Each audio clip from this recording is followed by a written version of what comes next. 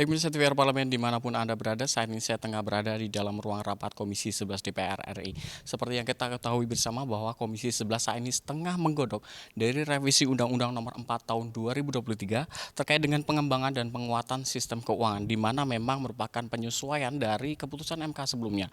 Dan pemirsa, beberapa isu memang muncul terkait dengan penguatan Bank Indonesia dan juga beberapa pengaturan terkait dengan kripto dan juga teknologi keuangan baru. Lantas bagaimana progresnya, dan untuk membahasnya telah bergabung bersama saya salah satu dari anggota Komisi 11 DPR RI dari fraksi PKS, yaitu Ibu Anies Biarwati. Ibu izin Bu, pada hari ini Komisi 11 telah melaksanakan public hearing. Sejauh mana, apa saja yang dapat dibagikan, Bu?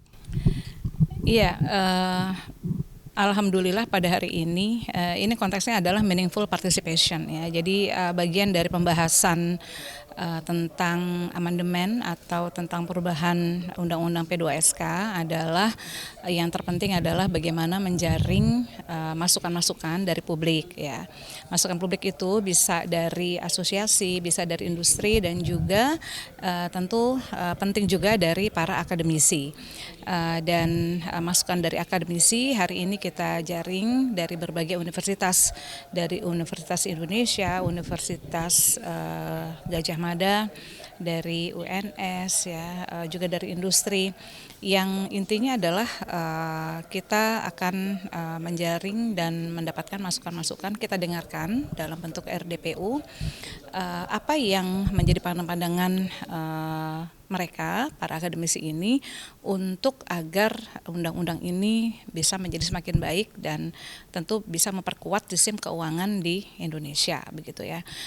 Dan tadi juga dari 4 narasumber kita mendapatkan masukan-masukan yang sangat berharga terkait dengan kedudukan, memperkuat kedudukan OJK, memperkuat kedudukan LPS, memperkuat kedudukan Bank Indonesia, begitu ya. Intinya adalah bagaimana sistem keuangan di Indonesia ini bisa menjadi semakin baik, dan bagaimana Undang-Undang P2SK ini bisa semakin memperkuat sistem keuangan di Indonesia. Ya, Bu. Terkait dengan dari DPR sendiri untuk memastikan bahwa nanti revisi ini tentunya melibatkan aspirasi publik dan juga pemangku kepentingan, khususnya juga industri juga. Seperti apa, Bu, sejauh ini?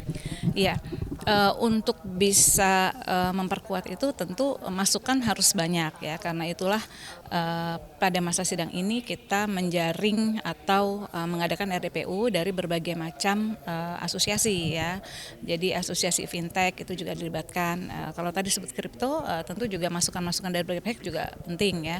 Kemudian asosiasi akademisi juga penting.